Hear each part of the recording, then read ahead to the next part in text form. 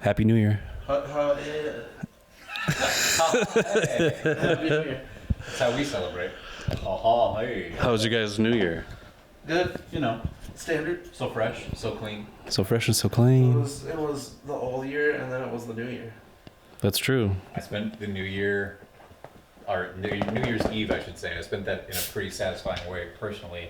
I sat in bed in a dark room and I played an old Castlevania game for the PS2. Nice. And I ate a giant spicy pie cheese pizza.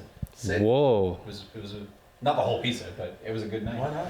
That's too much pizza. Too much cheese going through the gutty There's works. a lot. Yeah, that was. I just kind of hung out. Was hanging out with a friend when it went to New Year's, but it wasn't like a New Year's celebration thing. Did you have a New Year's kiss? No, Oh. nah, dude. I ain't no bitch. That's just a pizza. Ain't no. I kissed a bunch of little cocktail wieners. Of course he did. That was my New Year. That was actually a good New Year. Would you call the sauce that's on cocktail wieners cocktail sauce? Nah, No, it's just barbecue this sauce. was barbecue sauce. Yeah. But it's sauce that's on a cocktail food. It's not a cocktail wiener. Yeah. Well, I call them little smokies. Yeah, exactly. Smoky sauce. Little Smokies is the best. The best. Little Smokies. Little smokies, yeah. Brings back the good old days. That's the first one for this New Year, okay? Gonna Smokies. We're gonna talk about little smokies a bunch. Yeah. So, did you guys see any good movies while we were on break? For did I I saw Knives Out. yeah, same here. How'd you think about I had a it? lot of fun. Yeah, did you could you predict it a little bit? Oh, dude. Yeah. Yeah, same here. When they do the reveal, It was You know- pretty early on. well, Like the but I mean, like the first the full thing that happened. I was like, full story. this doesn't make sense. And- But my mom was just like, you know, they were doing the flashback involving that character. Yep. And what he was doing. And then there was the old lady going like, "You back again?" That's what I was like. Yeah. Yeah. Like, That old lady had something. well, yeah, that was obvious, but that line specifically, when she said, "Oh, you're back again already," and I was just like, "Back again?" She's not just some senile old coot. No. She said, "You're back again?" And you quietly under your breath just went, "Tag team, let's begin." But yeah, so that's what I did, and when they did that reveal and they showed her say that line, and I leaned over to my mom and I was like, "That's when I figured it out." She's like, "Oh, really?" I knew it. And then also the line about that there's a lot of cool little callbacks / payoffs of certain things in it. There's a good bookend too, like the first shot of the movie and the last shot of the movie. Yeah. It says the end of the book. It's just it's just a coffee mug, and it was just But a good my house, little. my rules. Yep. I was just like, but Cider house rules. when the old man's talking to what's her fuck, his nurse. Jamie Yeah. Krungus? What was her name? Marta. Yeah, when he was talking to Marta,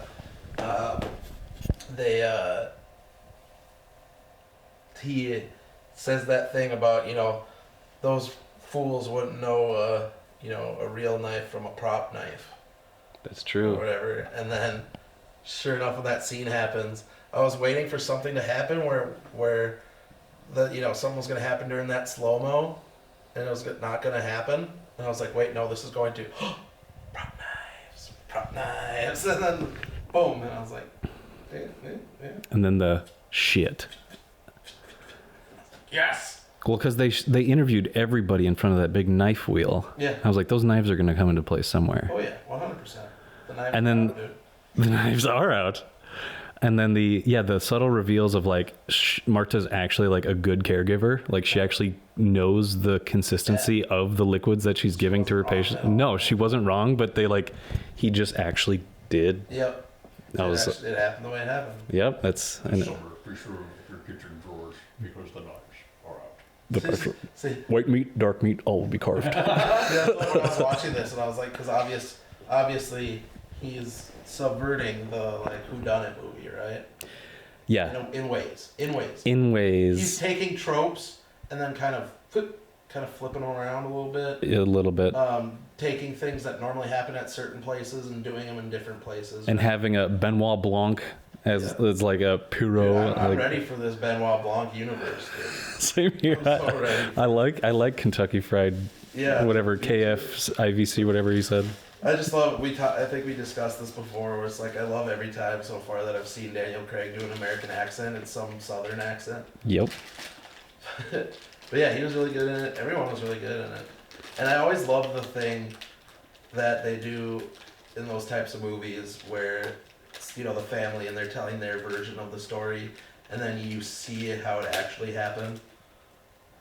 Oh yeah. Like where they're talking about the party, and then like everybody was crowded around the dad, like I'm the dad's favorite, and then they're behind the dad. Yep. Like no, my family's the favorite, and the Nazi kids behind the dad being like, yeah. That little bastard. That was hilarious.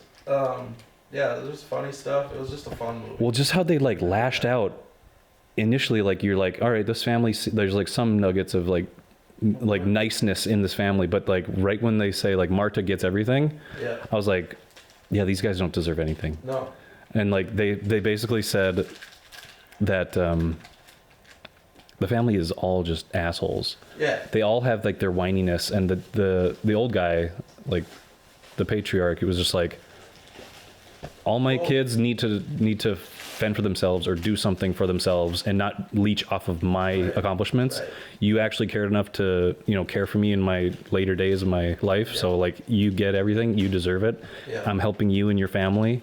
Yeah. My family can get along just fine. Yeah, right, exactly. And throughout the whole thing, you're finding out like, yeah, these guys are just assholes. Like when they call her up saying like, I'm worried about my school and like, yeah, the one that she was friends with the whole time. yep.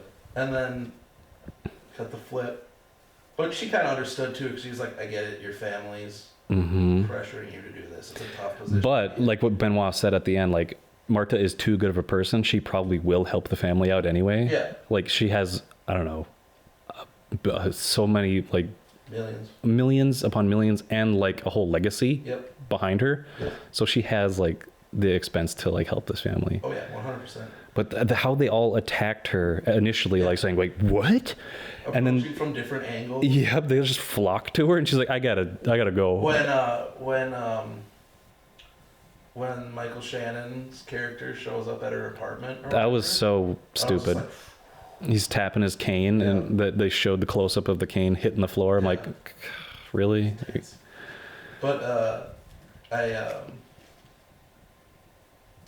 when did you figure out about the invisible ink? Right off the bat, I'm like, this dad was like, I was like, right when he looked at it, I'm like, no, dude, you're either gonna have to pee on that or like rub it in iodine or something. Yeah, as soon as that happened, I was just like, I'm like, oh, it's invisible ink. Because this guy's a mystery novelist. And then when she was talking to Marta, Jamie Lee Curtis, she was talking to Marta, and she was talking about how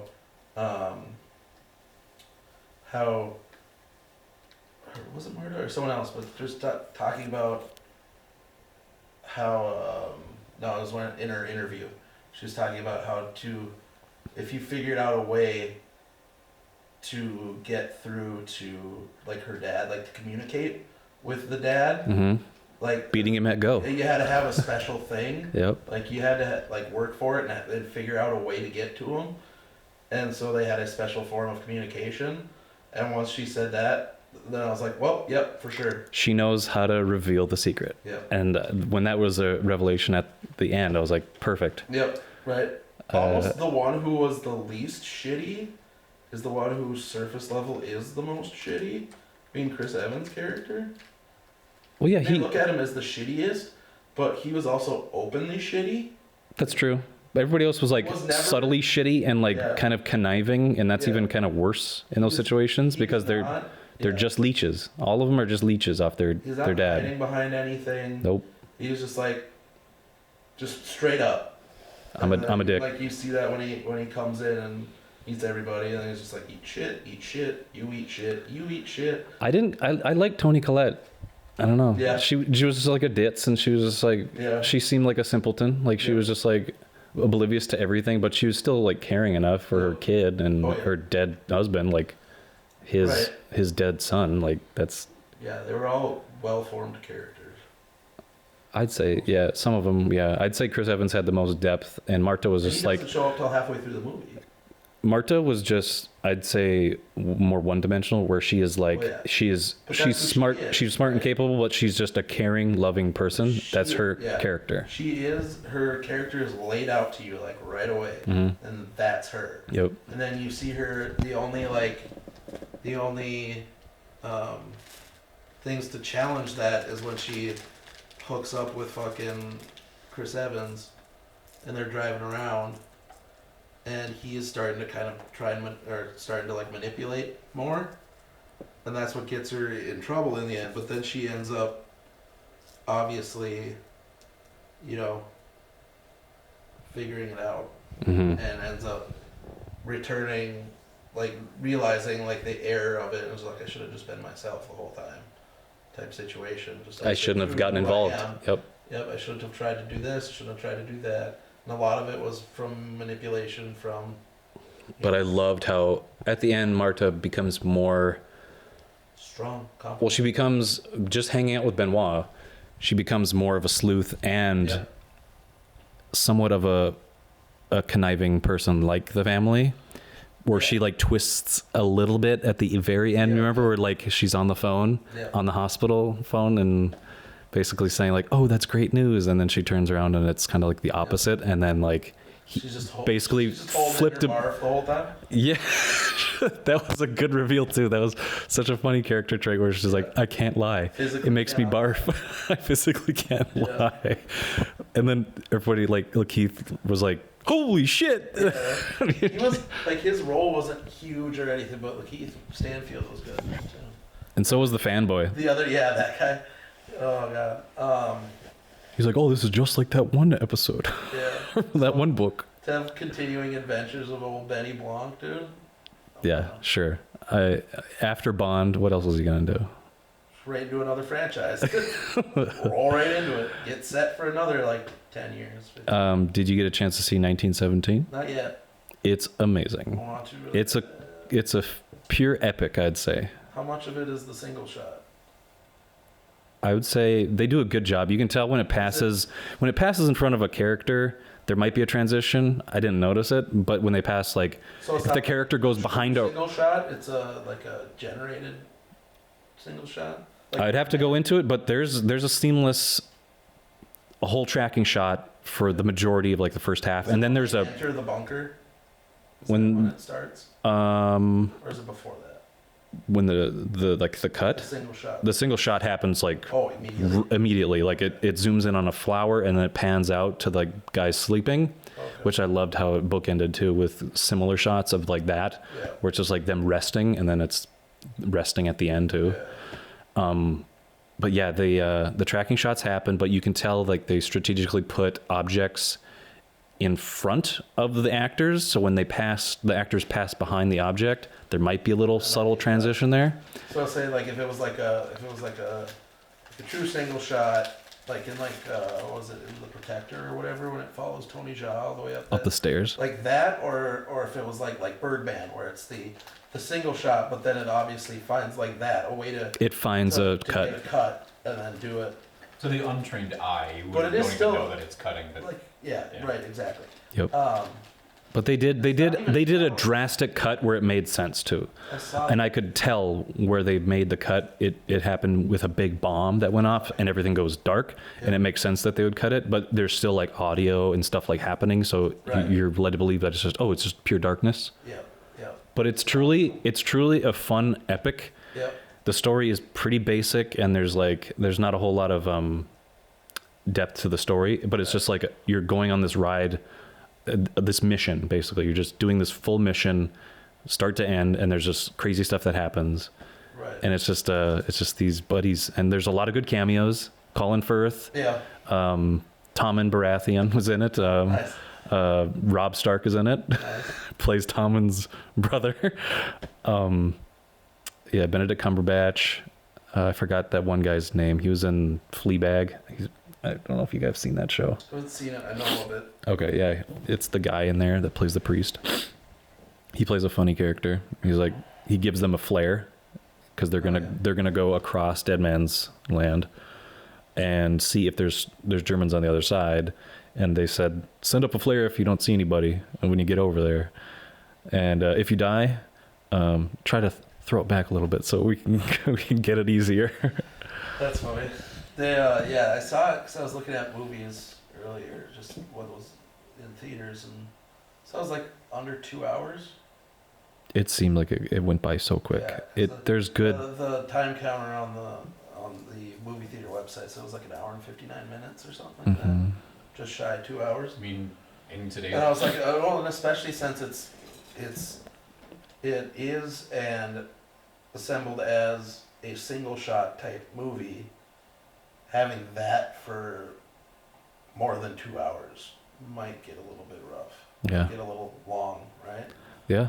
So like having it at like a tight 159, like There's good set pieces. Like I hope Roger Deakins wins for it. oh, it's a Deke boy. It's a Deke. It's a Deke boy. It's a complete Deke. That's complete Deke. He deked it up in this movie. Like every movie that you've seen. I mean, look at Birdman. Didn't Chivo win for that? Yeah. Or didn't he win for Gravity or something like that? Cinematography in that. Like all these guys did single shots. Yep. So like obviously the Academy is like, oh, we love single shots. It looks so beautiful. It's so technically advanced. So we will give it to you. It's so hard to do too. 'Cause Yeah. the actors, they're talking about filming it and how they pretty much just had to run through the whole movie multiple times, Yeah. start to finish. Yep. I was just like, Jesus. Give or take a few set pieces. Like there is a scene where you've probably seen it in the trailer of just them running from a plane that's crashing. Yep. They just watch. Like you see it from their level. Nothing ever like goes above them. Yeah. It's always like kind of like tracking around them in like a little dome. But they look up and they see we're watching the trailer. They see a plane falling down and it hits a barn. Yep. Right there. Right there. Yep. So they're just running away from it, and it actually hits the barn, and they try to get the German out of it, and it's a good set piece. But I can tell like right before that there must have been a cut because that couldn't have been done every single time they shot the film. Right. Maybe they film it in like 2 or 3 chunks. And this dude, the guy that you follow the whole time, Is that Tim Shammy? Or is that somebody else? Is Tim Shammy in this movie? I don't remember his name actually. He's been in like a few. I think he was in Hang the DJ or it was called Hang the DJ, a Black Mirror episode. Oh yeah, he was the male. The male counterpart. The couple. Yes. Yeah. Yeah. That guy. dude. It's the dude. We just saw him in the trailer. Yes. That's him. I don't know his name actually. I don't know him either. But the whole time, this dude is struggling. Like you can see his desperation and his like, he is beat. By the end of it, he's just like, I need to find this company. And he's like, oh, geez, man, what have you been through? But yeah, think about it. He's doing all that. He's been shot at. He's literally doing all of this. I know, but it's good. Yeah. I'd say go see it. I'd probably want to see it again. What else did you guys see? Anybody else see anything? George McSomething.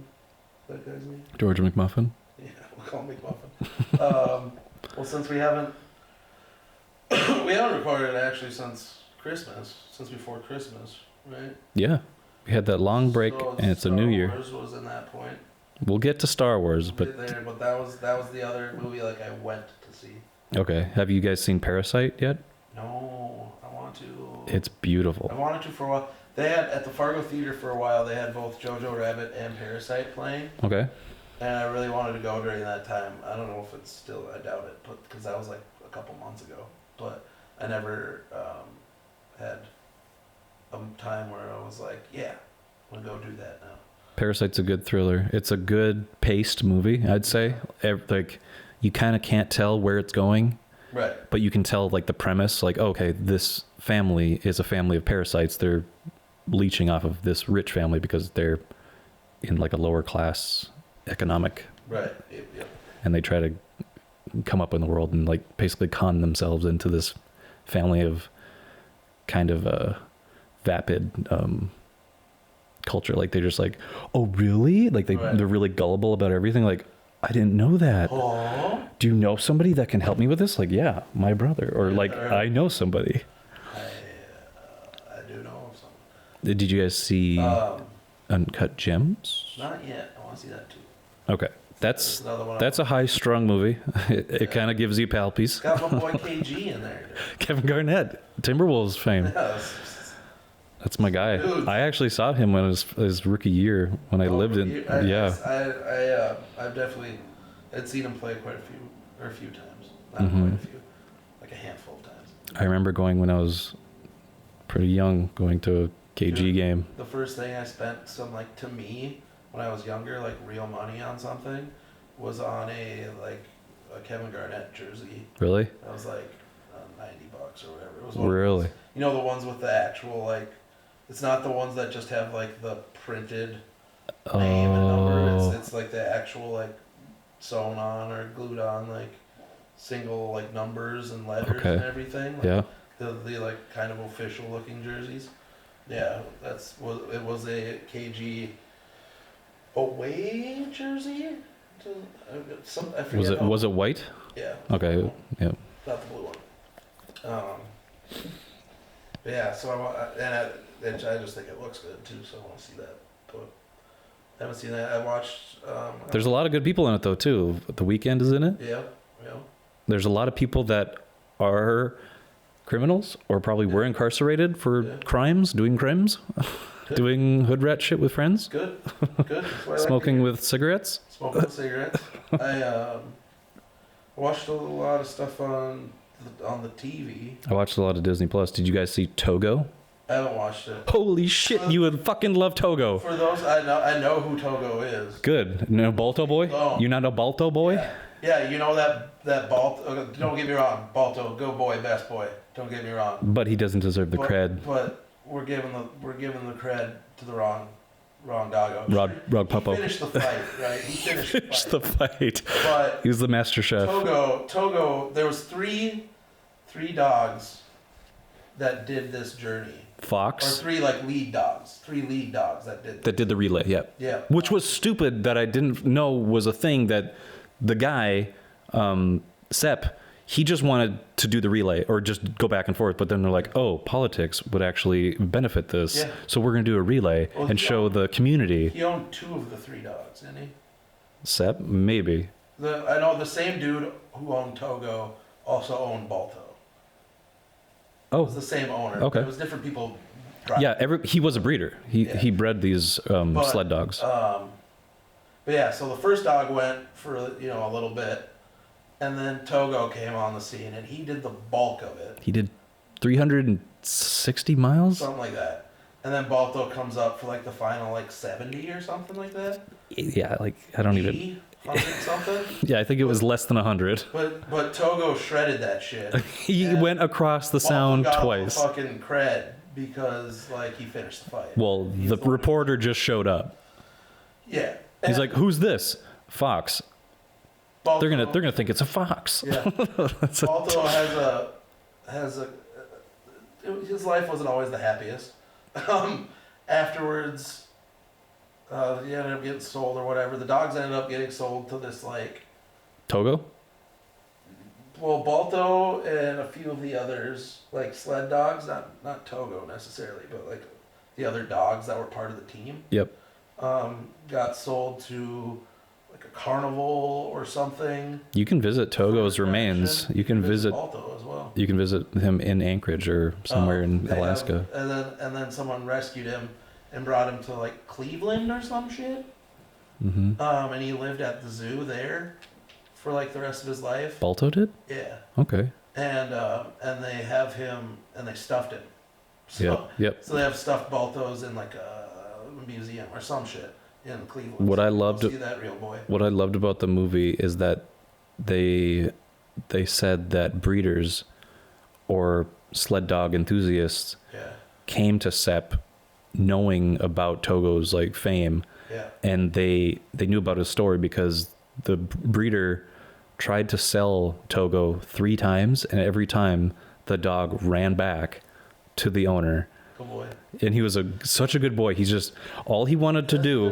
He wasn't about like at the end he has this revelation like, oh, Togo didn't want to race or be as a sled lead. He just wanted to be next to me. Yeah. He just wanted to hang out with me. And I was like, that is so touching. This dog just wants to be with you. And you didn't see that because after a while, it took him a while to realize like, oh, this dog is just tired, but he wants to be there with me. Yeah, he wants to make wherever I am. whatever. He just wants to be there. But yeah, so But then you learn that they dogs die in that movie. I'm not gonna say, but they Not say going to say it, or you can't say it. I'm not gonna say. I know because they do a thing like in the future, Togo's history, but then they talk about these other sled dogs that come in and want his offspring. So his lineage lives on. But like I know there's inevitably a part where it skips from him being alive to the legacy. But do you watch him die? No. Okay. No, there isn't even a scene where you on-screen dog death. No. There's an on-screen dog in distress, and that's not fun. That's not fun to see a dog actually like an old dog. Like when he did this dog was old-timer dog. He was not in his prime. But they, that's because I know I read about that race or whatever, and multiple. The diphtheria I think there was race. like 5 sled dogs that died during that. Really? Yeah. Okay. They didn't feature any of those deaths, really. Yeah, that's okay. That would have been a weird. So I decide like if I see a dog is involved in a movie, I never see it. Because you don't want to see the death. No, I will always cry at dog movies. Oh, you will? If there's a sick or dead dog. You will fucking love Togo, though. That's why when I saw the trailer for A Dog's Purpose or whatever, I was like, this movie is just about a dog dying a bunch? A bunch. Nope. Nope. Not seeing that. Go fuck yourself. That's just, that's a... You're pandering. You're wanting me to cry. This is bullshit. Yeah. I was like, I know what this is. I see what you're trying to do. I see what it is. So yeah, generally, and then like if I'm watching another movie, especially like a thriller or a horror movie, and the dog is focused on at all, like just the fact of even specifically having a dog in the movie at all, but like if someone's like, oh hey, Scooter, and is petting the dog, it's like, oh you're such a good boy, instantly I'm like, that dog's dead. Yeah. Because you dedicated any screen time to this, that means this dog's dying. Like, did you watch John Wick? Yeah. How was that death? That's not good. No, there was a baby pup. Yeah, that's no good. But 2 and 3 made up for it. Would you would you do a John Wick if you're done? 100%. You'd grab a sledgehammer and break open your basement. I'd be like, if possible, I would totally be like a Punisher type character, but of punishing people who did animal crimes. Like, have you heard of that Netflix thing called Don't Fuck with Cats? It's a I think so. 3-part series of that. It happened a while back where like 4chan sleuths found this kid that basically maimed and murdered a cat. Oh yeah. And they found out like this whole thing and tried to get him incarcerated or fined. Yeah. So it's just I think that's it. I didn't watch it. I watched it, but yeah, I saw it on there. Okay. I don't know if I want to No, yeah, me either. because I remember when that happened. They actually show parts of those videos of the cats being maimed. There's a thumbnail and I was like, I remember this. I remember seeing pictures on 4chan of this. Yeah. People just posted this like, look at this fucking sicko. Yeah. Oh no, I remember those. And I was like, I don't want to watch this shit. No, me either. But did you watch it, Wilson? No. What did you? I was present for it being watched, and just the sounds enough where it's like, it doesn't come off as actually very investigative. It just comes off as like exploitative. Like the fact that they show some of the videos and go into like the nitty gritty is enough where you're like, okay, that's gonna be a rough watch. But then most of it is just like, what tone is this supposed to have? Because you get like the interviews from people who were active on the case, and they sound like they don't know what they're talking about. And it's partially from the editing and from how the narration leads into those interviews. It just makes the people seem like they're like random Joes who have heard of this and who are talking about it, not the people who are directly involved. And you're just like, this is not well made. Like, It's an interesting take. go through the effort Yeah. of making this whole thing if it's not actually gonna like do it in a substantial way. I've seen documentaries like that where like it doesn't come off as like a good documentary. It's like it's not well done. It's so amateur. It's like they just have a weird premise and they just float with it. Like, all right, let's see what we can do. Room 237. Yeah, 237 was garbage. It's like, oh, that's kind of interesting. I never thought about The Shining that way, or I never knew that. And then all of a sudden you're like, how did we get out of the moon landing? What the fuck? Why are you counting cars in the parking lot? Paul is dead or whatever. Oh my, that just makes me fucking angry. That one was That's so bad. choosing ignorance right there. With a fake fucking George Harrison. Yeah. I loved Paul. We all loved Paul. We were just abandoned, you know. I love Paul. They're saying you owed you a record deal, but we were just a band. We just wanted to play music. I love Paul. It was oof. I watched The Witcher. I've watched most of that. Yeah, I've got like maybe one more. I completed it. I 100%ed Than I it. thought I was gonna be. I enjoy it. I have no history with the books or the video games. It took me less time to watch that than it took me to play the video game. Right. Yeah. Other than like seeing other people play the video game and just generally reading a Wikipedia article one time. It's honestly not a good. It's not a good game to watch somebody play. It's No. very narrative. It's very just like it's like reading a book. Well, I've played a tiny like 5 minutes of one, 20 minutes of two, and then like 60 hours of three. Oh, I played And so much of 3. I'm fun. still going back and playing my old It's files. really fun to like dig into like. I like that they give you a lot of mythology and lore about the monsters that you hunt. So you're like, oh, this wraith woman that you have to kill. Wraiths typically come from people who died in like very horrific ways, and this one specific woman, it looks like he's part detective, which is cool because you get to like hunt down like, okay, let's find out what's really happening. He's here. medieval What's this Batman. monster Oh, yeah. doing? He is medieval Batman. That's what I saw an article pop up after it was out, and I was just like, The Witcher proves why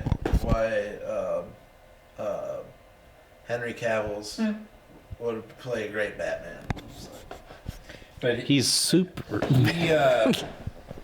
it took me a little bit in the games to get used to what tone they were going for, whether Yeah. it was like, because sometimes it's a little sarcastic and witty, and other times it's very serious and like there's no happy endings ever. yeah. Even when you do everything right and you think you're helping the right person, at the very end it turns out like, oh no, the dude that I thought of, like the farmer that I thought I was helping rid his land of monsters, it turns out he beats his wife and children.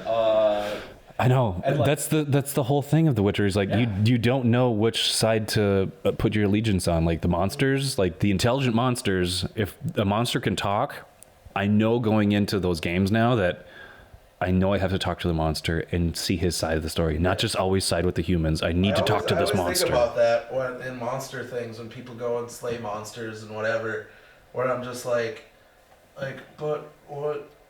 I mean, unless it's actively fucking with you. Like, if you just run into, like, a monster out in the forest, and, like, and then it's scared and, like, attacks or some shit. What if you got Or you and then you, like, purposefully, like, go, like, organized to go kill it, and I was just like, well, but it was minding its own business. He showed the fuck up, and it was like, fuck, and you were like, well, I guess you have to die now. I always think about, well, what if Frankenstein? Yeah. Because like that's a monster that didn't even know what the fuck he was or what was happening to him. Didn't know what he was doing, and then just ended up doing a couple things that were like pretty bad, and everybody understandably was like, this is just a dead person. This is like 7 dead people sewn together. What the like they were mad about that. Right. This is an abomination. That's like Yeah. that's the thing with a lot of monsters is it's like a lot of it is just, hey, it's like just a souped up version of a wild animal, right? So it's just like it's the same thing. If you infringe on its territory or try to steal its food, try to kill its kids, whatever, sneak up on it, like it's not going to be happy. Did you guys know that in Van Helsing, Hugh Jackman Van Helsing, they hired an opera singer to play Frankenstein because they wanted him to sound operatic in his speech. Oh my 'Cause god. it's like the whole movie. If you choose to watch that movie, I don't know how long it may have been for you. If you watch that, almost every Probably one when of it came out to Frankenstein's DVD. lines is like, I watched like 20 minutes of it. woe is humanity, and why must we suffer in this? And you know, it's very I kind of remember that. grandiose and shit, and you're just like, oh, I watched like 20 minutes to half an hour. You've only seen half an hour of that movie? Saw the beginning of it one time on TV, and then I caught it kind of towards the end. I bet Hugh Jackman wishes it was an opera. Dude, I- he probably would have killed it if it was an opera. I want to see that same movie, but with Hugh Jackman just using his native accent, where he's just gonna, you see these vampires right here? Hey, Oh, you seen the yeah. dunny? Yeah, he's like, son, you know, mate. Call me Van Helsing. They call me Van Helsing. So, this is completely unrelated. Sure. Speaking of Australian things, there was an artist a couple weeks ago who has been working on a bunch of, like a project that he took of his own volition. I think he's Australian, where he thought up the idea of what a Pokemon game would look like if it was set in an Australia-inspired region. Cool. Pokemon might be, and all this stuff. And it's fucking awesome. It's fucking so good. Sounds awesome, dude. The professor, I can actually show you some pictures. The professor of that world is based on Steve Irwin, and it looks amazing. That's so cool. There he is right there with some of his boys. Let me say one second. No. Okay, good. There's no stingray. But, yeah. Team Stingray is the bad guy. Team Stingray. Oh my god. There you go. There's some he's done really cool, like he's done a bunch of art for different Pokemon and stuff and their evolutions and Cool. There was a Pokemon Sage fan game that came out. It was based on like Mexico and like South America. And they have like Quetzalcoatl and like as legendaries and stuff like that. Yeah. I thought that was pretty cool. The old Quetzalcoatl. Is this a fucking dirty grandpa? what? The Dirty Grandpa? The other movie is got Bobby D and That's not the name of the yeah, it is. It is. Dirty Grandpa. Dirty Grandpa. Oh, I thought it With Zac Efron's and Zac Bobby. Efron. The Dirty Grandpa. Bobby D. Danny Glover as a small Well, yeah, child riding on Danny DeVito's it's like that little ghost boy. the Dirty Grandpa. Dermot Mulroney. That's a name I love. How about we dive into Star Wars? Star Wars. Yeah. I guess we could. What was your takeaway from the movie, guys? I enjoyed it. Um, A lot of problems, but I enjoyed it. We'll get to the problems. I mean, I Like I had a good time. had You know what I fun mean? watching the movie, Same here. but I can say that about any movie that isn't Star Wars. Yeah. When I'm watching the third movie of a trilogy in the Star Wars franchise, I'm looking for how does this kind of narratively wrap everything up, and that's where we have to start talking about the problems because it didn't. Okay. Quick. You liked it. You had fun. Yeah. Yeah, You liked it. You had fun. Yeah. I liked it. I had fun. yeah. Yeah. Now let's It's a talk. J.J. Abrams made movie. Yeah.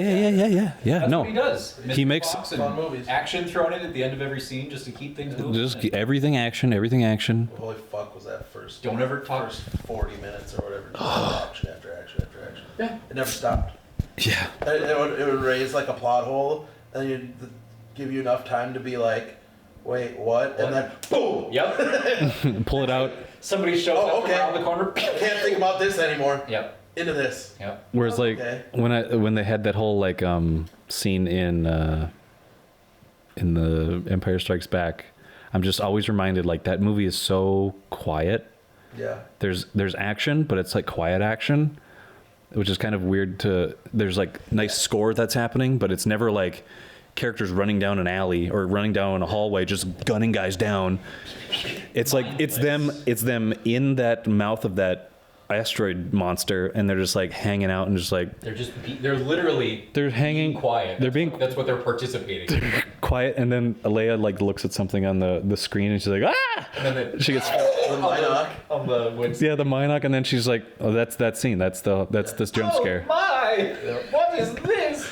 and then Fucking R2 got the shaft again. R2 did not get his time to shine at all. No. Well, because it's like new droids. New droids.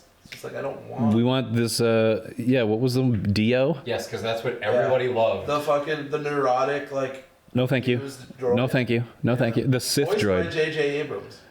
But Who held all the secrets to the mystery box was J.J. Abrams. all the secrets that Luke didn't find when he went there looking for that thing is like all just Luke was gave trying to up. find was Exegol, right? Yeah. And He was Tried trying to everything else but Exegol. Dio had Exegol's location in him. Yep. All he had to do was plug him into the But ship. He was Luke and he had Lando sank into got the, to a point where they're just like, man, It's we've been out here for like 3 weeks. Sunk I'm into tired. the- Let's That's go where they get found the dagger.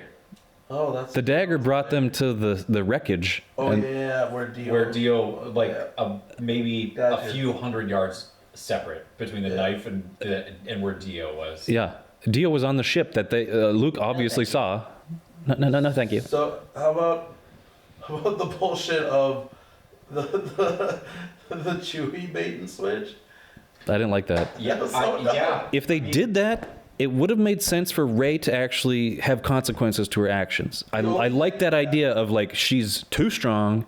She must realize she's too strong They could have had her and then feel bad about it. accidentally blow up an engine and have it crash and be scared that something happened to Chewie. Exactly. But Why then couldn't you do find out- that? But then oh, by the way, there was a second one that took off. You didn't see Somehow it? You didn't see it. And I was Looked right next exactly like the one that did blow up. Well, the editing makes you believe, okay, that's Chewie's ship. to you. Yeah. Like, okay. No, it is. It's When you're supposed to watching be. That movie, it is that ship. There's no because you don't have that foreknowledge of knowing that there's a second ship. No, you So have there's no idea. trickery. Somebody has to tell you that way after the fact, and you're like, oh, okay. And they It's like they made it. they kept wanting to do. They did it multiple times. Just that bait and switch specifically of oh, you think we're gonna kill off another beloved character? Just kidding. And they did it with C-3PO. C-3PO. Like that was just. That was a moment. I like it the was a moment. but it was immediately Oh, R2 just backed him up Yeah. from before they were going to go on their mission, like a mission with Rey or something. yeah, from episode 7. Yeah. I was just okay, but He was under a sheet in 7. What the heck was he doing? They had him tucked in a corner next to the door and the Well, no, fucking it was- dirty porno mags. It was after it started, after that, you know what I mean, that nebulous area where they both were together, and then they bait and switch on Kylo, they bait and switch on Rey. Well, the main, I'm fine with them trying to do that and even doing it multiple times, but the thing in this movie is that they set up the bait and then they switch about 30 seconds after. So the Chewbacca Yeah, you don't could've get worked you don't get some if breath you in there. Actually, Yeah, if the the audience immediate- thought that he was dead, and then you wait maybe even 15 minutes, not 3 minutes. Yeah. Because it's Just the scene happens and then and the boom. scene's done. Oh no, he's fine. Yeah, yeah. Wait until the After end of the that movie. scene happens, immediately cuts to Chewie's face. Yeah. You're oh, Wait, maybe It's wait okay. until the end of the movie when they're doing the assault on Exegol, or no, the ship, the Star Destroyer, the General Pride's Star Destroyer, when she finds his bowcaster and his bandolier. Yeah. Maybe that's when you show that he's okay, and when she finds that stuff, the audience gets another moment of oh, there's his stuff, he's really dead. And then she can find him in a room and he gets his stuff and he gets a hero moment fucking blasting some You don't just open up an elevator door and there he is. yeah. He should just be transition. Well, just from the immediately previous scene from where that, he from thinks- that they point, should he died. you should think he's dead through. Immediately to him. You should lot. see that or be oh, is he really dead? Is he throughout the whole movie? And then he should just come back in a heroic moment. Triumphant moment with Lando or something. You can even Yeah. have the same thing happen where the stakes of that moment of oh, he's alive but captured now, is that they have the knife. Just have that knife still be there and be oh, we found this on the Wookiee. And when they bring up the Wookiee, the audience has another chance to be God damn it, Chewie's dead. Why? But then Right. later on, when they even the Empire was kind of the First Order was kind of playing coy, where they're talking about the Wookiee, they're just not showing him. They have him hidden in a room where they're interrogating him or something like that. Yeah. How about the great explanation for how Palpatine survived? Which was a passing comment Handy wavy. when they're just like, mumbo jumbo. how did he I thought he was dead. How did he survive? And then I think it was Poe who was just like, oh, I know the Empire like dabbled with cloning and It stuff. was Mary. Mariotic. Mariotic. What fool what took? But yeah, it was just like, Cloning. oh yeah, That's it the- was very like That's yeah. an expertise of the Sith. Yeah, it's like, oh, I know You they know what the Sith are. I know. They're like Ray thought Luke Skywalker was a legend or like a myth. Yeah. And this guy's just like, I know everything. Also, Everybody hard in to that big believe meeting. since, like, I get space is big, so yeah, that could create part of it. But also, this happened like, just like less, like 30 years ago. But even then, That'd be like us going, yes, fucking Robert Plant was a myth. yeah, like wait, what? But then talking like we personally knew like Gene Simmons or something. Yeah. And we're like, what is? Yeah, that. But yeah, just that quick passing comment of just The like, 2 seconds of oh Billy yeah, Antilles. I heard they mess with cloning. Everybody was making Those such guys a big deal of like, he's back, bitches. We got Wedge back in the movie. And he shows up, good shot, and then he's gone. I'd rather play. Yeah. He's in the video game Rogue Leader, and Yeah, that's pretty fun. but yeah, I was like, who the fuck is that guy? Oh, Wedge. But they like didn't like. He just shows up Lando was a lot more like, good fun. flying, Lando. Lando was a lot more fun than I thought he would be. Lando seemed really youthful. Yeah. Those were the good days they got on set with Billy D. Yeah, that's what I'm Williams, I saying. guess. Knowing how Billy D is these days. Yeah. He's I was very. just like, oh shit, this actually does feel like Lando. Have you guys seen the outtake from our Return of the Jedi, where? When at the party or when No, he's like it's- clapping or something? No, Okay. it's an outtake actual of Billy outtake. D on the set of the Millennium Falcon, sitting next to Nia and Nub, and it's just like the multiple take that he's doing of something where he's just talking to nobody into a fake microphone, and he's like, "Look out on your left side, the flank is what," and he messes it up, and he just sits back and he's like, "I can't do this anymore." He's just so fed up talking to nobody, sitting next to a man in his makeup, and he's like, Nonsense. "This is my life." It's so funny. Did you see it? It's that they officially RIP'd fucking Nia Nub? What do you mean? He died in that movie. When? I don't know. There was so much shit flying by. I Final couldn't. Battle. It was today. Like some dude who worked on it or something. It was just like RIP Nia Nub. And R.I.P. Greg Umberg. Yeah, Greg Cooper. He went out like fucking Porkins. Yeah, dude. He was this generation's Porkins, bro. Porkins for a new generation. Everybody needs one.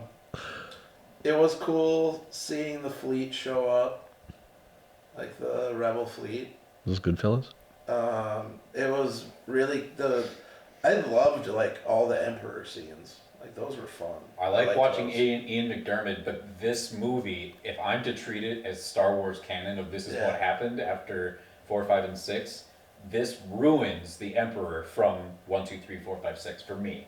Oh yeah, it definitely dismantles everything about the Emperor that I loved. Everything. It makes him look like he didn't know what he was doing, and it's just like.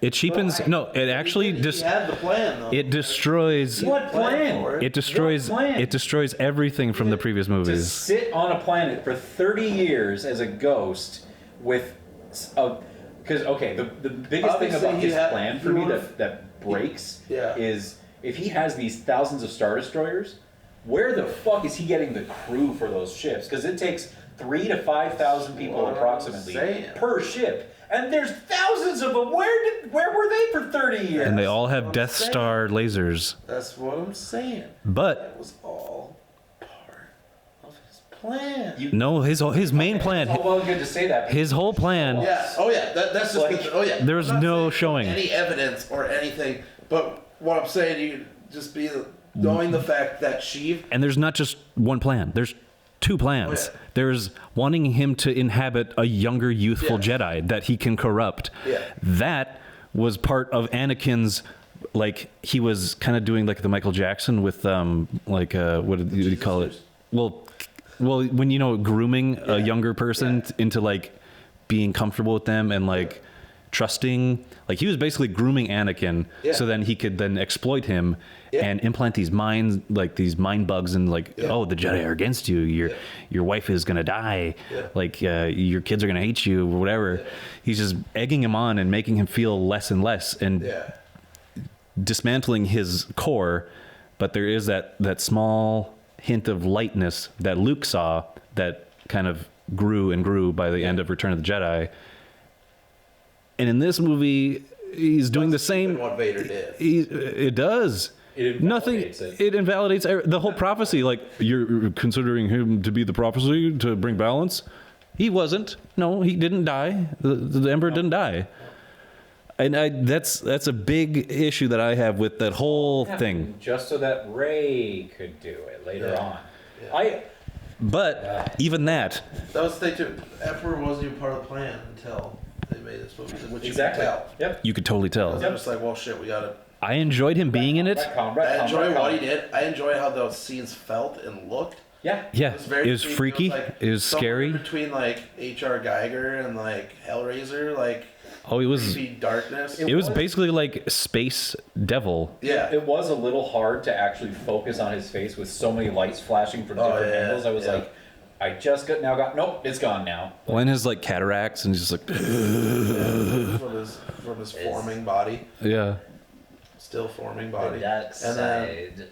Well, like, because that's why, like, what insinuates this had to, or just like you could glean as, like, how this must have been at least a plan for him was this was a plan made up for this movie. This wasn't his. 100%. This was not his main plan. Being fucking Hingel's advocate on it, and just like looking at it, like say this was how it is, like, because otherwise, yes, how did he have all of those fucking Star Destroyers? Unless he'd been. I didn't even get to count all of them. He had like a million. Yeah, unless that was part of the plan that had been building them this whole time. His whole plan was Death Star. That was his main plan. Again. But now he's like, oh, how about little Death Stars? How about Death Star? Again. They'll never see it coming. A Death Star. Again. Electric Boogaloo. And then like the like Sith cult thing that was there. Nope. No explanation. No explanation. Don't need to know. Added a lot of ambiance, but that was just it too. It was like, how long have they been there? Like, was how much food do they have to order in for all the fucking cult members who are just somebody's like, oh, I want burgers, and he's like, we'll get the pizza today. Yep. Somebody called Pizza Hut. But yeah, order 66. Yeah, 66,000. Enjoyed Ian McDermott quite a bit. Everybody take 2 slices initially, and then if we have more, you all can take another piece. The other thing that I loved, that was a total revelation for me, was my boy Babu Frick. I loved that thing so much. He only said, yeah. Well, no, and he mumbled a little bit. He talks, he's like, oh, look at these circuits. C-3PO comes back and is like, I am Babu Frick. He's like, oh, he's my oldest friend. Yeah. But yeah, the 2 times where he goes, ah! He just pops up. Like, that little Muppet thing pops up in the cockpit of a ship. He's like, wrinkly, hairy nutsack. I fucking love it. Like I said on that Facebook post, he's definitely the cricket on the hearth. Yeah, dude, for sure. Like, when I first saw him... Because I watched that after I saw Cricket on the Hearth, and I'm like, that's fucking Cricket on the Hearth. When I first saw him, I was like, oh, I'm going to hate this. Yeah. Like, I was like, there's going to be comic relief. It's going to get annoying super fast. Yeah. And, okay, whatever, I'll just strap in, I guess. And then he kept going, and then I found myself just getting a bigger and bigger smile throughout it. Do you guys know? And then I blanked out, like, when they destroyed that planet that Carrie Russell was on. Oh, yeah. Zori Bliss. Yeah, and I didn't even think about it. And then, like, when she shows up again, and then I was like, oh, she's back. And then fucking Babu pops up. I'm like, yeah, and I was like, oh, what are you doing here? What are you realize this? I could have lost my Babu. Yeah. Like, I loved him. Do you guys know who did the voice for Babu Frick? Yes. The woman who played Moaning Myrtle in Harry Potter. Yep. Yeah. It was crazy. You never know it. But I enjoyed him so much. I actually did enjoy the Poe Kerry Russell stuff. I enjoyed that. I didn't. I wanted Poe and Finn to come together finally. There was no romance. No, It was just I just female, male, male, female, female, male, male, female. Yeah, That was it. That was their exchange. It was I have penis. You have vagina. yeah. I have penis. Yeah. You have vagina. It was a chance for me. It was like just a chance to see something different out of Poe than what we have seen. I wanted her to take her fucking helmet off. Yeah, right. Well, you saw her eyes. Why? That's it. I don't know why Carrie Russell was in any press junket ever, because she was probably on set for only the time where she lifted her visor and you could see her eyes. Mm-hmm. Every other time it was probably just another person. And she was in VO. And then she did VO, and it's just like, why? Oh. Why are you in an interview with like Daisy Ridley and John Boyega and it's just like- Oscar Isaacs? Why are you on TV, like television? Like, Getting mad at. why isn't Ian McDermott on this? Get Ian McDermott on these talk shows. Well, Give it on Fallon. His part's too crucial, right? Yeah. He was in the trailer, dude. He can at least say, "I love being the emperor." They what did I say? Oh, it's similar to how like people were like fake mad about the stormtrooper that Jason Sudeikis probably just voiced that. In the Mando, Yeah, that punched Baby Yoda. was that Jason Sudeikis? Yeah. Or was that? Punching Baby Yoda? Yeah. Yeah. I mean, that's understandable. But I was just like, child abuse. It was to the thing of that more than likely wasn't him in the costume, right? Like, Yep. It was just that same situation. It was like he just lent his voice. That's my entire point. Yeah, Kev was in the movie too. Kev Smith was when they're on the planet, and they're like on like the main street or whatever. He's just like one of the street people. So he just got killed. He's dead. Yep. He Right, died. yeah, he Yeah, dead. blown up the space laser. Dead. He dead. I'm trying to think. file when ready. I liked Luke's scene. And then cut to Hux. That was yeah. The Hux thing was stupid. I'm the spy. Hey guys, I'm the spy. Spy is ever gonna say And then they- out loud those words? And then they just dispatch him unceremoniously, like a little bit later. Yeah. They actually should have like, gave him like a sedative drug or something, and like made him look like he was dead, and they would like. Right. They would say like, "Oh, he's still got a heartbeat, and maybe he would still live." No, Because they- a spy would go out cyanide or something like that. General Pride would still be like, oh, because of incompetence, you fell asleep or got knocked out, you still must die. Pew. It's the thing though. Is like Maybe. Hux wasn't an actual like a spy by trade like that. No. He was just. He turncoated, dude. He was- actually I mean, like, turncoated. it's not like what you're saying is he should have done things that like trained spies do. But he's I'm not saying that at all. Well, no. Well, like, I just think like if should have you're- went out with the cyanide and done the whatever. And I was just like, but I think by he's the not that kind of spy. he was never that hated Kylo and was just like wanted to do anything to fucking right. get That's by. why a lot of people are misconstruing that he was a spy from the beginning. I don't think he No, he was. wasn't. He was at the end of Last Jedi. He's like, I don't like Kylo. Yeah. Oh, you can see it on his face when he makes that decision of like, I'm going to do everything I can to make your life hell within this bureaucracy. Yep. Yeah, and I did like Luke's scene. That was cool. Sure. He catches the saber and he slaps Ryan Johnson in the face with it. With this big, fat, hard Jedi ghost cock. Yeah. Hey Ryan, fuck you. Hey, Ryan. Well, and then they try Suck a to cover that up and be like, no, we weren't talking shit about him. Like we were just like we're showing that he grew. Are you saying this? Somebody said this? Yeah. Who said Yeah, this? either Terrio or Abrams did, where they're saying essentially is like, this isn't us being like, no, what Johnson did was wrong. Like what we're saying is, Luke, when Luke decides to intervene in Last Jedi, like that he has realized that he was wrong about what he was doing, and that he had grown then in that moment. So when you see him then, in the Force Ghost there, that is with that knowledge that he was wrong and after he had changed. So now he's saying is like, no, I was wrong. You have to treat this with respect. Like it's like showing it as character growth rather as just throwing out something from, or a dig at the last movie. Yeah. Do you have anything else to say? Let's see. Yeah. I think we should. I just wish that for my favorite actor in this entire thing was Adam Driver. As the new character? Yeah. And I His character had more that I could part, tell they needed to do more with I him. just really wish that for the there most part, was enjoyed his character. I just really wish that there was somebody at the head of this thing, whether it was Kathleen Kennedy or JJ or even Ryan or anybody at all, who was like, all right, let's tell one story through 3 movies so that we can have good character moments and give these actors a chance to act and not just tell them on the day what they're going to be doing. Yeah. Well, and Because then it was such a good opportunity where you, like, I don't care if he's a ape of Vader. That's fine. Like, you need a pottery, bad guy. You need, like, an oppressive figure and a scary outfit.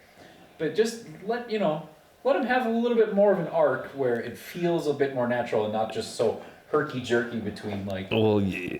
Well, that was honestly, I don't know why this dude didn't, like, lose his shit. Telling him that he's struggling with that internal battle. We don't see him struggle with that at all.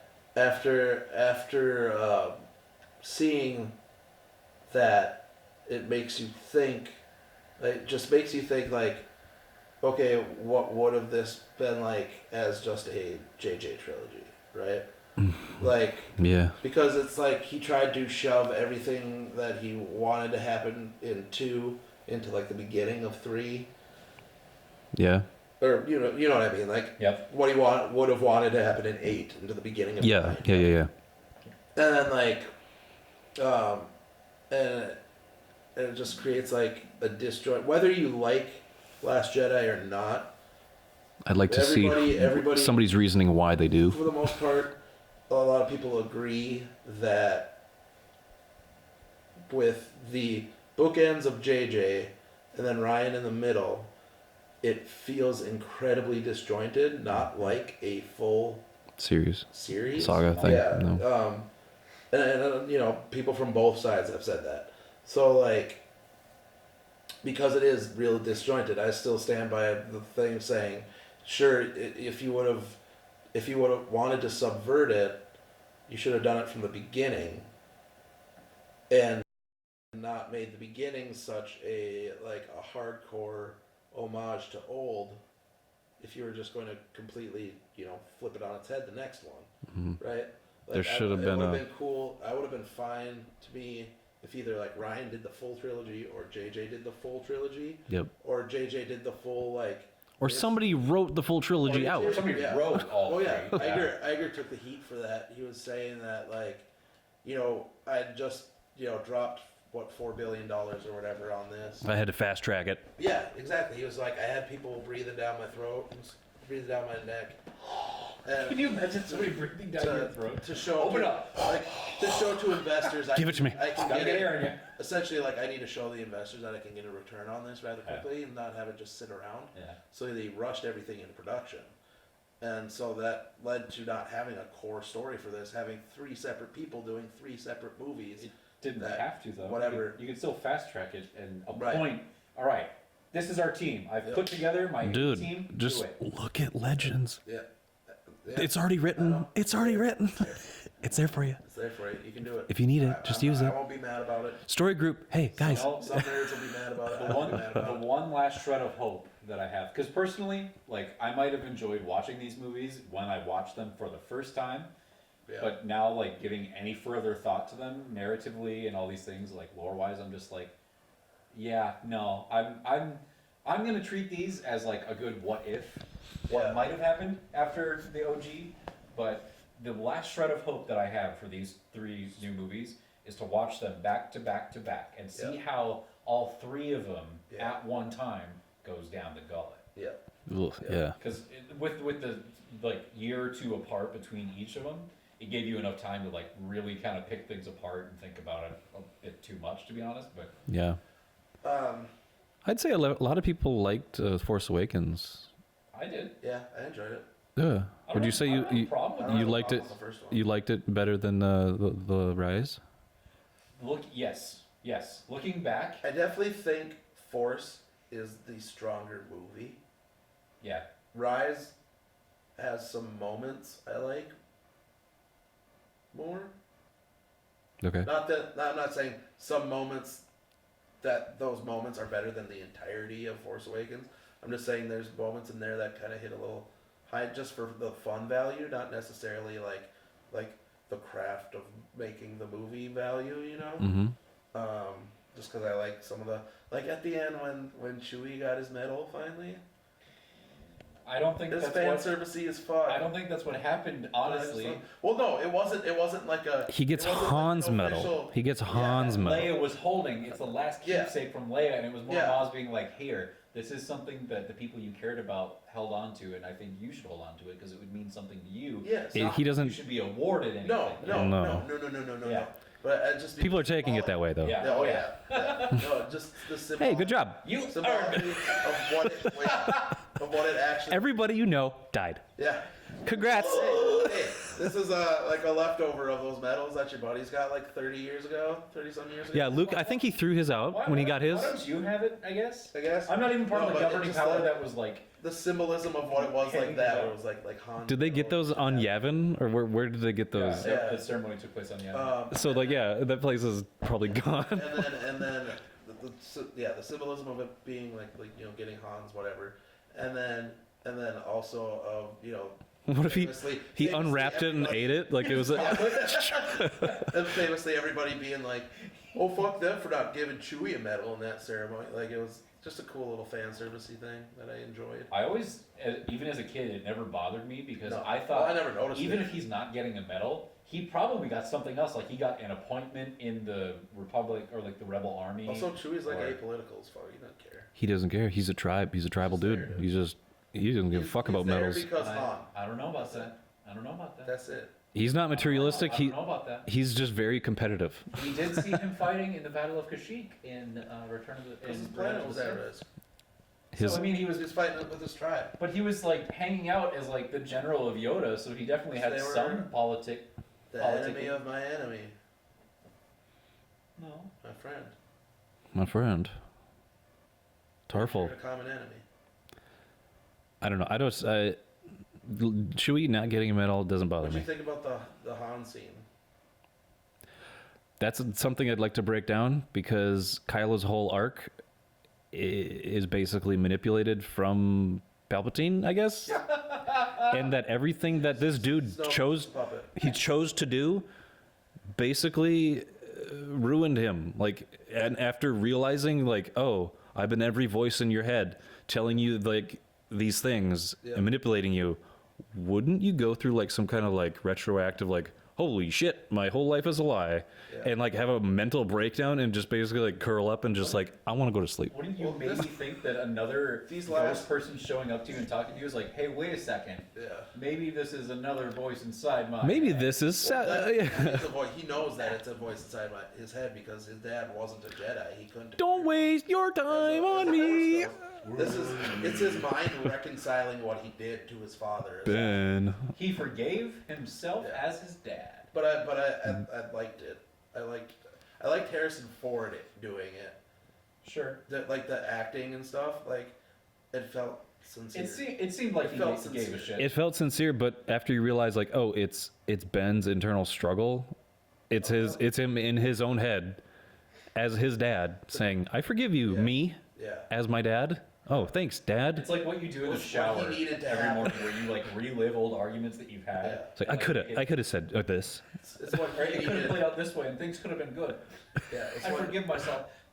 I'm better. Flo needed. No, I'm Ben Solo. Time to wash my ass. It, right? Yeah. I'm. How about This is my own personal Yeah. hang up, is that no matter who it is, it could have been Poe, Finn, it could have been Yeah. anybody. You don't just co-opt somebody else's name, Skywalker or Yeah. not.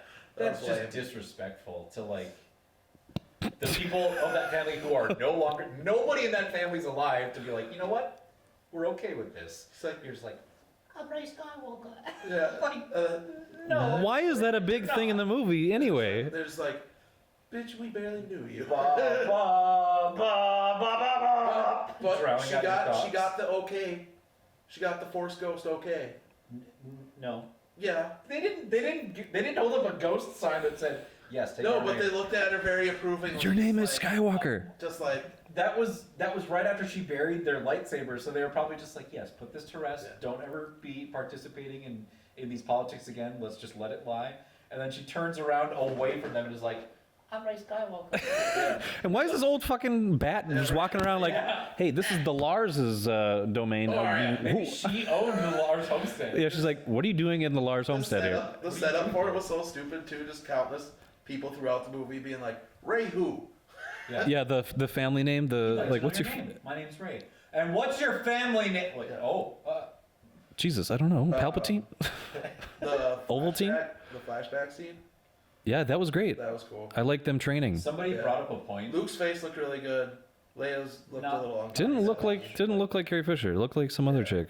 No, I thought Luke's looked really good. I heard Luke's looked just like him on Dagobah, actually. but he was more shrouded in dark. She had more light on her face. Somebody brought up one point that I actually thought was really poignant, is that as far as we're led to believe, as far as we know from these movies, Rey had a lot more time interacting and meaningful interactions with Leia than she did with Luke.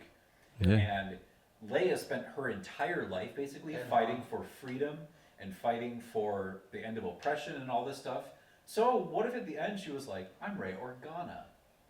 That's not her name. Neither is fucking Skywalker! No, I mean that's not true. not Leia's name. Yeah, Bail Organa. She was the daughter of Bail Organa. No, she wasn't. They introduced her as Organa. Leia Organa, yes, but she's Leia Skywalker.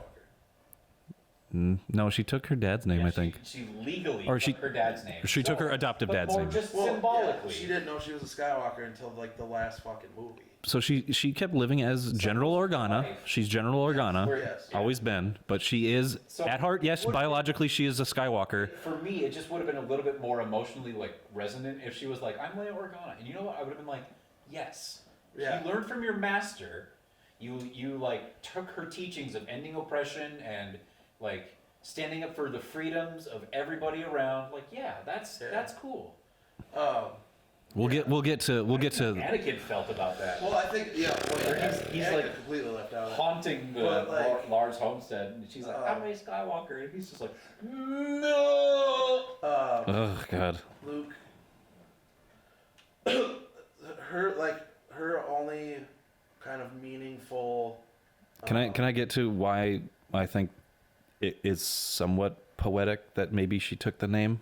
Oh yeah, I don't have like I thought it was dumb, but I don't have like a problem with it. Here's why I think, and this is getting into lore and stuff they set up in this movie. Yeah. That I think is kind of interesting that maybe could have been fleshed out in the previous two somehow better with the dyad thing. Yeah, having them actually be two sides of the same person, just split. Yep. And then coming full circle at the end where actually Ben gives his life essence to her. So I'm saying she Ben actually Solo, Ben Skywalker of a generation, Yep. His life gave his life force to her to live, She literally has Skywalker in her. basically becoming a Skywalker. Yeah. Yeah. Yeah.